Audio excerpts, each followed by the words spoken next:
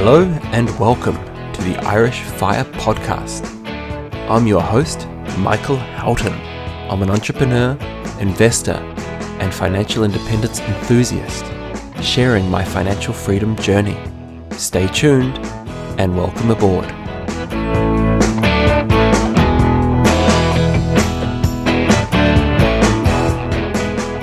Welcome to a special anniversary edition of the Irish Fire Podcast. I have an absolute treat in for you today, and we are celebrating 1 year of the podcast being launched. The 5th of June 2019 was the very first episode, so look, buckle in. I was extremely fortunate to get Alan on the show. Alan is 41 years of age, he lives in the UK, and a couple of years ago he became financially independent, and he shares his knowledge of how he did that, and it's an extremely raw and honest interview. A lot of what Alan says resonates closely with my own story in the way that he was self-employed, and he was kind of trading time for money, similar to as I am with web development, and how he's kind of gone about that and how he was able to build a business system which ultimately led him to become financially independent. Most importantly, Alan touches on an aspect that's close to my heart, that he was able to change the world while at the same time produce income from it. And I think that's quite a powerful thing, and the way that his mind works in that regard was very, very good. He also touches on some of his influences. He talks about how we should be starting a business, and he just gives some great advice.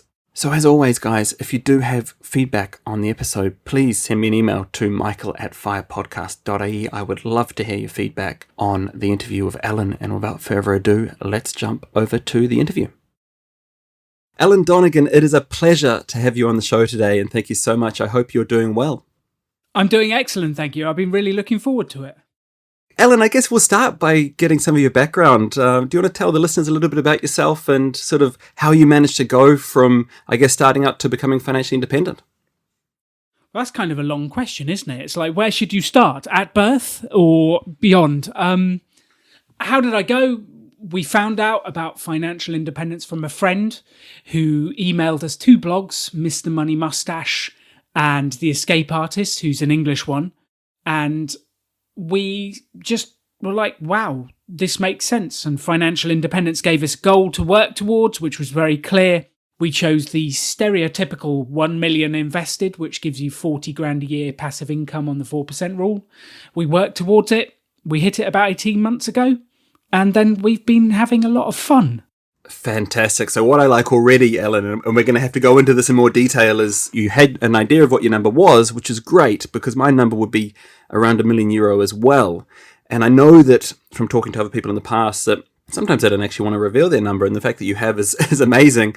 How did you go about accumulating that wealth? I mean, I guess it's the next question. And I know these are relatively open-ended questions, but for a lot of us, even myself included, getting to 80,000 has been hard enough, let alone trying to go to the next level. Did you find that there was kind of tricks along the way, or was it just doing the same thing repeatedly? Or did you find that as you went, things started compounding and you kind of saw opportunities and things kind of developed that way? So I think there's several bits there. I'll start with the very first one, which is why I share my number, and I'm quite blasé about talking about money. And it's because I don't like the fact that our culture has a stigma around not talking about money. So I feel if I go first and I lead and I'm open, I will promote people to be open as well. So I want to make money an open conversation rather than it being hidden behind closed doors. So that's why I do it, and that's why I think everyone should talk about money openly. It's just an inanimate object. It's just a thing, but there's a lot of bad emotion around it. So that's why I do it. Main question actually was, what happened and how do we accumulate our wealth? I think there's a 10-year period where nothing happens. Like, you do all the right things, you save, you keep your expenses down, you keep working on your work, you do what you do, you get better at what you do, and nothing happens. And we all know this, but it's the compounding, it's the hockey stick shaped curve that happens later on that changes things. And when that happens to you, it is unbelievable how fast the money builds up. And you're exactly right. The first 100 grand is tough. The first 250, it gets a bit easier. And then when you get to going from 750 to 1 million, it's like blink of an eye, happened within a year. Oops, didn't even think that was coming that quick. And it's because of that compounding. So what I would say to your listeners is you're going to start, you're going to work hard, and it's going to feel like nothing's happening for 10 years. And then all of a sudden overnight, given a couple of years, you're a millionaire and you won't believe it. But that's kind of how it works. And I think it comes back to this. Most people underestimate what they can achieve in 10 years, but they overestimate what they can achieve in a year. Yeah, I have heard that recently. And Alan, I mean, this is fantastic. And I really do appreciate your honesty on this, because it's something that I really do struggle with. And I've been on this journey now 2.5 years. And, you know, whilst there's some good stuff in there, I also feel I've made a lot of bad investments. Sometimes I wake up in the morning and even though I'm somewhat successful, I don't feel like I'm as far along as I should be. And, you know, I'm constantly dealing with failure and things not working out. I often say, if I try and get something done, I'll hit 9 failures before I get a success, 9 no's until I get a yes. I mean, is that something that gets easier as you get more wealthy, or is it a mindset approach to kind of dealing with that? And, how have you faced some of those, I guess, failures in the past to kind of get where you are today? Does it get easier? No, you still have to go through failure. It's exactly the same. It still hurts. It doesn't change. But it's something you just get to deal with. And I think what changes over time is it's the period of time afterwards that it takes you to bounce back. When I was mid-20s and I'd have a failure or something would go wrong, I would go home, curl up into a ball, and it would take me a week, maybe 2 weeks to bounce back from that. And I'd hide from my friends and I'd hide from the learning, and it would take me a long time to bounce back. Now, if something goes wrong, it's like I give myself 15 minutes to feel a little bit upset, and then I get over it and move on. And it's the bounce back period shortening as you get on, and you go, well, I know I'm going to fail occasionally. And to give you an example of this, I've been working on a TV show based on Pop-Up Business School. I flew out to New York to pitch to one of the major networks. I did the pitch. I thought it went so well. I was buzzing. I flew back home. And then a week later, I got the call saying we'd been rejected. Now that stung. I remember exactly where I was. I was outside one of our Westminster events, walking along the canal when I got the phone call, and it hurt. But then you go, well, okay, if they've rejected me, it probably wouldn't have been fun working with them anyway, because I gave it my best shot. I was who I am, and they rejected us. And that's it. Then I've got to bounce back and move on to the next phase and the next thing. And it's going to hurt all the way through. It's just like, don't let this get to you. It's the amount of time you spend dwelling on it versus getting on with the next opportunity, because there's always another one. To be honest, it's refreshing to hear this, Alan, in terms of how you've dealt with that. And, obviously there was a cost and time for you in that case where you've actually flown out, you purchased the airline tickets, you've probably stayed at hotels over there. And then to get almost a cold no without even sort of a hint of a maybe next time, must have been fairly upsetting, I guess, at the time. But again, as you said, it's about taking the learnings from those things, isn't it? And I always say it's not so much a failure as it is getting some feedback and pivoting away from that. And I mean, let's talk about some of the things you mentioned in your blog, which really resonated with me. And you talked about doing the opposite of what everybody else has done. And I've certainly always felt that way. And if anybody knew me from school, I was a little bit of a weirdo at school because I didn't conform to the normality. Is that something that you've kind of dealt with yourself looking back? And, how do you make something that, because when you're younger, doing something that's opposite of everybody else is kind of not cool and not trendy. How do you make that trendy? And how do you make that, I guess, something that was an asset to you in the long run? I don't know if I ever have made it trendy. I've just got on with it and don't care what people think anymore. When I was at school, I was the fat kid with glasses that got bullied. And all I wanted was to fit in. That's all I wanted, was to be part of the gang. And it's one of the most painful periods of my life, feeling like I don't fit in. And that actually, like that feeling of not fitting in, happened for a good decade. And I don't know if I even fit in now. And to be honest, I don't care. They can go off and do whatever they want because I'm going to live my life the way I think it should be lived.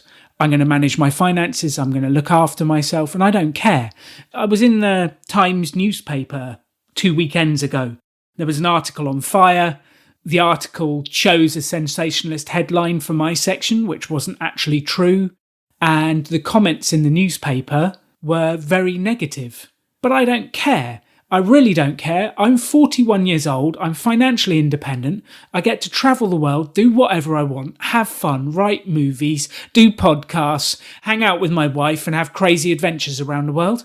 I don't care what they think. And I think that's the bit, is the switch between having to conform and caring. Like, oh, I don't have a house and I'm 41 years old. Well, should I buy a proper house? I don't care. Should I have a nice car? I don't care. I don't have to conform. Should I have a high-paying job? Definitely not. Don't ever want one of those again. And I think it's about getting past having to conform, getting past having to do what people say and the societal rules project upon you, and deciding what's best for you. And that took a long time to get to that point. I mean, look, I know exactly what you mean. I recently, or in the last 12 months or so, I cut down to part-time work. And by trade, I'm a freelance web developer. And I just simply didn't enjoy doing it. And I wanted to give myself that time with the family and time to work on my own, businesses and side projects and charity projects as well. And the hardest part wasn't actually going to part-time. It was getting out of my head that I don't have to work 9 to 5 and that that's going to be okay. And, some of the feedback I got from friends and stuff was, you're not doing your fair share for society. And it wasn't until I started to see some of the stuff that I was able to do with the free time that I had, which is things like setting up hockey clubs, helping to plant native trees and things like that, that you kind of go back and you go, well, hang on a second, I'm doing way more than I was by working less. And so I guess it's kind of getting around that kind of mindset of, right, this is okay. And by the way, when you mentioned the media there, I've been in the paper a couple of times and they're always misquoting me as well. So I know exactly what that's like, and it's a horrible thing. And your attitude is spot on. Live your life how you want to. And I mean, I guess you've built up your lifestyle in such a way that nobody can really argue, right? Like, you've done it in terms of getting there. I guess I'd love to ask the question, what's it like? What's it like waking up that day and going, you know what? I don't have to do this anymore and I can set my own rules, obviously within reason. Was it a satisfactory feeling or was there a little bit of sadness in it? What was it all kind of like in terms of coming to grips with it all? I started my own business about 12, 13 years ago. And one of the very early on realizations when you become self-employed is nothing will happen unless you make it happen. If you go to work and you have a job, you turn up, you do your thing, you go home, you maybe work a bit more in the evenings, maybe you don't, but it happens, like work happens and you just turn up and do it. But when you do your own thing, you have to make it happen. And that's exactly the same thing that happens when you become financially independent, is you don't have work to fill your time, but you have to fill it. I think there's been lots of discussion over the bloggers and the different places that people get to financial independence and then they go, what do I do with my life? Well, they've not really thought about it. They've just been trying to get away from a job rather than thinking about positively what they would do. I never had that problem because I have so many things that I want to do that I just don't have time. And I remember it hitting me. We took my mum to Venice for her 70th birthday, and I was on the Grand Canal having a coffee, journaling about what I want to do with my future. And this idea of writing a movie came up again and again and again. So I told my wife Katie, and she said, well, we've hit our number, why don't we go and do it? And suddenly you think, well, okay, let's go and do it. So we booked 2 months off. We flew to LA. I wrote a movie. I met active directors in the movie industry. We had an incredible time. Then we came back and realised, well, we've been off for 2 months and we're worth more now than we were when we left, even given the price of breakfast burritos in LA. So why don't we keep doing stuff? And I think then it's just like, well, the world is your oyster. You can do anything. And the only thing that curbs you is your lack of imagination. And I think that's people's biggest problems when they get to FI, is they don't have the imagination to take advantage of the opportunities the world has to offer. Yeah, brilliant, Alan. It's amazing. And I mean, obviously you're a smart guy. You've worked this stuff out. Did you have big influences, mentors along the way that have kind of helped you? Books that you've read, for example, to kind of get you in that mindset? Because, I mean, this is, a lot of people talk about this stuff, Al, but nobody is actually, you're actually living it, you're doing it, you're breathing it. It's just fantastic. And, I'm so excited to almost see what you're going to do next. And, I mean, you must have so many stories as well in that regard. But, I mean, early influences and things like that, were they a big part of this for yourself? Or was it largely a sort of, you worked it out as you went along? No, I'm not that smart. I think first thing is, I think there is a difference between people who talk about it and people who do it. And there are not many people in the world who actually just get on and do it. There's a lot of people who talk a good game, but very few people who do. And a friend who is FI as well was saying to me the other day that, you're out there doing it. And that's actually what I'd love to say to any of your listeners, is just get on and do it. Your average person never does anything. But going back to your original question of influences, at 21 years old, I was booted out of the family business. My parents were getting divorced. I went to see my girlfriend and said, do you want to go on holiday to Brazil with me? And she told me she didn't love me to go on my own, which actually, looking back, I'm glad she did. And this friend handed me a book from Tony Robbins called Notes from a Friend. And it was my first ever self-development book. And it blew my mind. Probably as a 40-year-old, I did read it again a couple of years ago, and you go, this sounds basic. But at the time, as a 21-year-old, it blew my mind what Tony had written in that book. And it sent me on a 20-year quest for self-development knowledge. And I read all the books, I go to the courses, I invest in myself massively. Because what I've found is the more invested in myself I am, the more I achieve, the more fun I have, the more progress I make. And to very specifically answer your question about financial independence, my mentors, I was very lucky to be able to go on to one of the Chautauqua events. And I met Mr. Money Mustache, Pete. I met JL Collins and the mad scientist Brandon and a lot of the other people in the FI world. And JL Collins' book, The Simple Path to Wealth, if you have not read that and you're trying to achieve financial independence, read that. If you're from Ireland, if you're from the United Kingdom, you do not need to read the American tax chapters, but read the rest. It is excellent. Mr. Money Mustache's blog was very powerful, and meeting him was incredibly powerful. Christian Bryce of Millennial Revolution and their book Quit Like a Millionaire, that was the catalyst for us going to become nomadic in January. And they are an incredible inspiration. And I think no person does it on their own. There are such incredible resources for us all to access, like your podcast, Michael, that we just need to use it, listen to it, and then implement it. And I'm not smart enough to have figured this all out on my own. I've had incredible mentors, most of which I've never met, some of which I have, that have helped me along the way. And I'm just good at learning and following.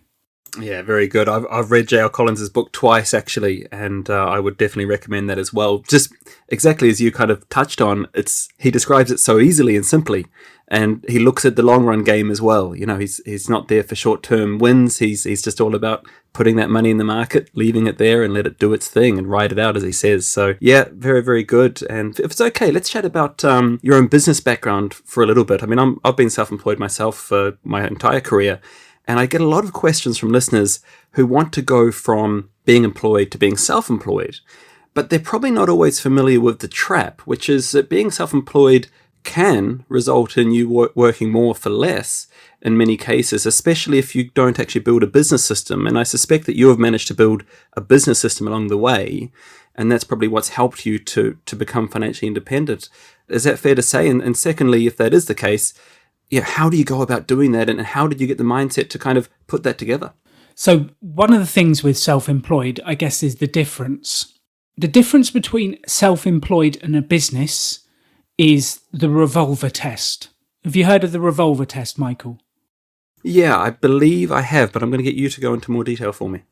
Well, basically, the revolver test, let's imagine you had a revolver, you put it to my head, you pulled the trigger and you killed me dead. Please don't actually do this. I have to be very careful when I'm talking to an American audience. Do not actually shoot anyone. But you pretend it's a thought experiment that you kill the business owner. And the question is, does the business survive? If the business continues without the business owner, it's a business. If it dies with the business owner, it's self-employed. And what self-employed is, it means you have to do the work. And that's basically what I did for the first probably 9, 10, 11 years of building businesses. I ran a training business, so I used to train companies like Microsoft, Allianz Insurance, and DB Schenker and people like that. I used to train them to present, time management, presence. But if I didn't turn up and do the workshops, I didn't get paid. And you are swapping your time for money. And that's what I did for the majority of my career, is I swapped my time for money and then invested the money.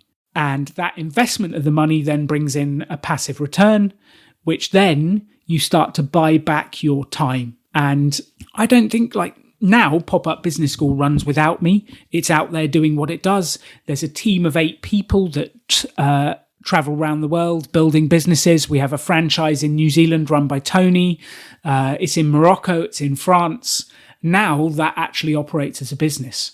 But to start with, nearly everyone who goes from being employed to self-employed, you will be doing the work and you're going to have to work hard. Sometimes you earn more if you get it right. Sometimes you don't. But you're going to have to work very hard for that money to start with. And it's not always the easiest path, but it can lead to amazing results.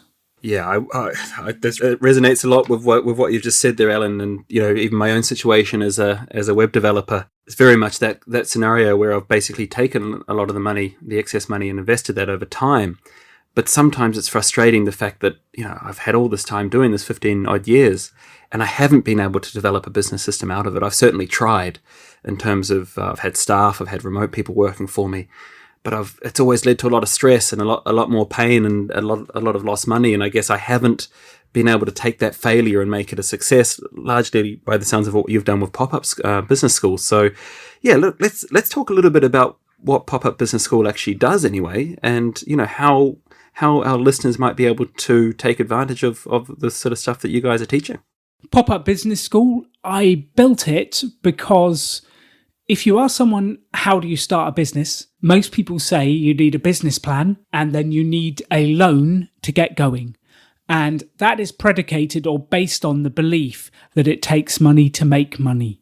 And I've wanted to smash that belief for so many years, because it doesn't take money to make money. You can build a business with no debt. You can build a website for free. You can start selling online without putting your own money in. I've seen people build escape rooms with no debt. It's unbelievable what you can do for free. So I built this thing because I wanted to travel around the world and help people build their own businesses and make their own money doing something they love. And I always wanted every single course we run to be free and open to all. Because going to business school, not only is going to business school not a good way to learn how to start a business, it also costs you a lot of money. So what we've done is we've gone out and got sponsorship from councils, from governments, from housing authorities, from corporate sponsors. We ran a couple of events in Dublin, actually, and around there. And we got sponsorship for them, and we gave the events away. So last year we ran 52 two-week events around the world. We had over 3,000 people attend our live events, and no one paid to come along. And we help people build businesses without debt. Wow. That is one of the most impressive business plans I've actually heard, Alan. So a fair play in terms of working that out. And a lot of the time with these educational things, there's usually a large chunk of money required. But it sounds like you've actually managed to work that out in terms of getting the learning across, which is just, fantastic. So please, if you do come back to Dublin once all this COVID stuff is over, do drop me a line, and I will be more than happy to promote what you guys are doing, but also be there myself in person, because that is absolutely fantastic. And look, my own background, I have a business degree. I went to university for 3 years, and I can honestly say that I probably learnt more running my own business in a month than I ever did in 3 years at university. So you bang on in terms of what business degrees actually teach you, and there's nothing really that beats A, real life experience, but also B, learning from people that have actually done it. And it sounds like you've done that and been there in terms of working this stuff out. So yeah, fair play. Well, I'd love to know, Michael, from your experience. See, for me, the number one thing about building a business and launching a business is sales. If you don't sell anything, you don't make any money. And actually, if you go to business school, they don't really teach you that much about sales. How important has sales been as you've built your web development business? I'm actually going to talk about a different business, because my web development business, I almost self-sabotage it sometimes because I don't allow it to grow as well as it could, because I'm too comfortable. But I recently launched a business called Forestry Crowd, and the idea was to basically get people on board to buy native forests or establish native forests as a collective, right? So basically, setting up a company for each bit of land that's bought and getting people to come on board and, try and help the environment by planting trees, but also there's a return in the government grants that investors would get. And I launched the company in February, just before the COVID thing unfolded. And to say that it was a flop was pretty close to, obviously the marketing was all wrong. I was trying to come across as this is an investment, but hey, you can also help the environment. And I took a lot of learning from it. And look, it didn't help with the COVID situation, obviously. And I relaunched that business a couple of weeks ago, and I rebranded it to lovetrees.ie. And I launched a Facebook page, and this time, instead of going about it from an investment first and in helping the environment second, I switched it and went environment first and investment second. And to say that it's become an instant hit is probably fair. I mean, I had one post last week that had 28,000 views, which was an unadvertised post. And so it's about changing the dynamic. And so it's one of those things, for me, that's been eye-opening to see in terms of how such a small change can make such a massive difference. And sales is going to be everything, but also just branding is massive. And now I'm confident that I can actually make that a success. So, I guess the question that I would relay back to you on this, Al, is the mindset of going, right, let's keep trying, but also facing that rejection. And it's horrible when I spent hours on that business plan and putting a website together and emailing people out and trying to get people on board, to only be disappointed time after time. How did I manage to keep going? And, how did you, no doubt you've experienced this before as well. How do you drag yourself off the floor and go, look, let's just keep doing this? And, how do you keep selling something that you're not even sure that somebody necessarily wants to buy? The last sentence you said is, how do you keep selling something you're not even sure someone wants to buy? I would never build something until I find someone to buy it. So that's one of the foundational principles of Pop-Up Business School, is sell it before you create it. So if I came up with an idea, which let's say, okay, exact example, Pop-Up Business School, I came up with the idea, how much, Michael, of the 2-week course do you think I wrote before I went out and sold the first one? Well, I mean, the obvious answer is you'd like to think you wrote the first 2 weeks, but let's say you wrote 2 days worth. Yeah, I wasn't that advanced. I didn't write anything. Okay, even better. All I had was the idea. And I had this idea, and I went to a housing association in Weston-super-Mare. The guy's name was Michael Williams. I met Michael. We had a chat. I said, here's my idea. I think I can run a course that will help your residents to build businesses and make their own money without debt, which means they're more likely to be able to pay their rent to you because they're earning money. What do you think? He really liked the idea, and he said, write me a proposal. And then I actually had to do some work. So I wrote a proposal. I outlined what I thought I would do, sent it to him. He said yes, which I was shocked. This is amazing. I've got a sale. I'm in. Then we booked the dates. We did the finances. And then I had months before the first event to plan it, write it, and create it. But if he hadn't have said yes, I would not have wasted my time creating it. And I think that's the exact opposite of what most entrepreneurs do.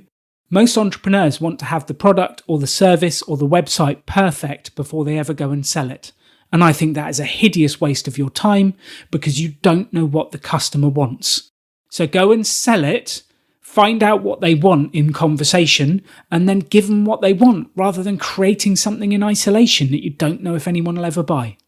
Yeah, you could. You've said that so well, and I have learned that lesson myself. I actually, with the followers that I have on the page, I actually did a small survey with them the other day just to ask them that exact question: what do you want? How can we help you plant trees? And the responses were great, and they were far different than I had anticipated. And I've certainly learned that in terms of taking baby steps.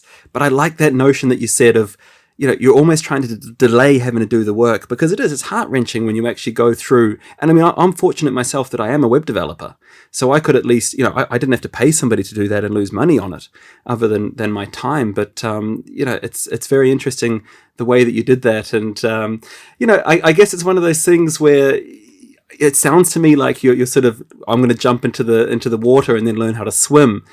And I think as a good entrepreneur, I think that's what you need to do, because I often describe myself, and I like to think I'm an entrepreneur, but sometimes I say I'm a bad entrepreneur, in the sense that I have a business that is exactly that. It certainly fails the revolver test.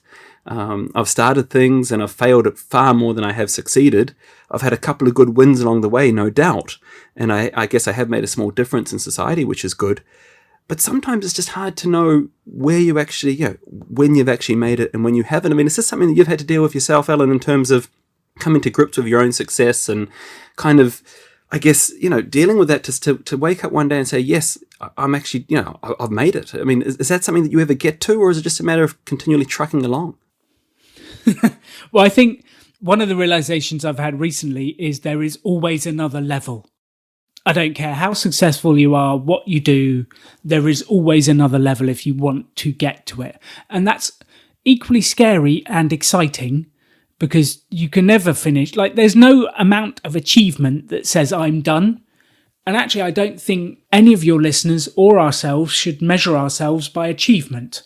We should measure ourselves by, am I happy? Am I loving? Am I contributing to the world? Am I having fun? Those are better metrics. The money metric is great. Like, you hit FI based on the 4% rule at X figure. Like, that's a great metric. But what's the point of hitting that figure if you're not happy, if you're not having fun? So I think it's really important that you don't measure yourself by what the world would see as traditional success, and you find your own way to measure yourself that leads to where you want to be. Because if you measure yourself by shiny success and awards, you're leaving your happiness in someone else's hands. So I would uncover your own metrics for success. Is it a case where, I mean, when you look back at what you did you chase the money first, or did you just chase the fulfillment side and, going after something because you felt like it could be done and the money followed? Is it a case where the money does follow, or do you need to lead in money first? Well, I think this is a debate, Michael, that's been raging for ages, and I think it's a false one. Why do you have to do one or the other? Like, you don't. You can do both. So I built a business originally sharing tools and ideas in training that changed my life. And I was doing what I felt was right by going out in their world, sharing those ideas and inspiring people. And I sold it to corporates and made money. So I did both. Like, why do you have to do one or the other? And I think there is a false dichotomy that we have all been fed of starving artists. If you want to do art, then you're going to have to not earn any money. If you want to do X and be a good person and go work for a charity and do good, then you're not going to earn money. I've just never found it to be true. I've managed to make money and have fun and do good in the world. I would urge everyone listening, stop getting caught up in that false dichotomy of I can only make money or do good. It's just not true. It's just not true. And at Pop-Up Business School, the more money I've made, the more good we can do. So every time I go and sell a course, we get paid and I help a load of people. It's amazing. So I am inspired to go out there and chase out into the world and sell and grow and deliver, because I win, the business wins, the people wins. That's the kind of business you want to build. That's the kind of life you want to build. Don't believe that you can't make money and have fun. Alan, It's so good. Thank you so much, because I needed to hear that myself, because it's a strange one, isn't it? You kind of get roped into it, and I've been having conversations with people recently, particularly around the native tree planting, and someone will get on the phone to me and say, well, as long as there's nothing in it for you and you're just doing it for the good of growing trees. And I kind of can't help but think, well, hang on, you expect me to do all of this work voluntarily? It's madness. It's ridiculous. It's absolutely ridiculous. It's the same with the FI crew, and I'm sorry, I'm going to have a little go at your audience now. They expect all the blogs, everything to be free. And they're like, why would I buy J.L. Collins's book, The Simple Path to Wealth, when I can just read it for free on his blog? Well, the reason you buy it is this guy spent 30 years figuring this stuff out and distilled incredible information for you down to a simple book. Like, reward him for it. And people should reward you for your podcast and what you're doing. You do all this good stuff in the world. And, that's the audience's problem. If you want people to do good things in the world, reward them. Brilliant. Thank you, Alan. That is wonderful. And look, I guess in terms of listeners wanting to reach out and learn more, particularly about Pop-Up Business School, but also your own blog, do you want to just give them some details on how you can be contacted? If I haven't turned them all off with my rants at the end, hopefully they're still listening. There's kind of three things. One, my own blog, alandonegan.com. That has articles about financial independence and adventures and helping you get there. The Pop-Up Business School, which just type in Pop-Up Business School into Google, we're the only thing that comes up. Travels around the world running free courses on how to build businesses. So if you want to have a look at that, feel free. And then we've just launched a podcast called The Rebel Entrepreneur, which that is designed to spread the message of building businesses without debt further than the courses can. So any of your listeners are welcome to have a look at that as well. Just search Rebel Entrepreneur on iTunes or Spotify and you will find it. So those are the three ways they can get in touch with me. Brilliant, Alan. We will link all of those in the show notes, and I am extremely excited to hear about your podcast because I would love to learn more. It's been a wonderful 30-odd minutes. Thank you so much for your time. I feel like I've really learned a lot, and no doubt the listeners have as well. So listen, thank you so much for being on the show. It's my pleasure, and the final thought for your listeners is go out there and do it because no one else is going to do it for you. I hope you enjoyed today's episode. If you're a big fan of the show, why not become an Irish Fire Podcast member for free? Members receive access to inside information that isn't shared on the podcast, as well as regular updates such as the monthly newsletter. To become a member, visit www.firepodcast.ie.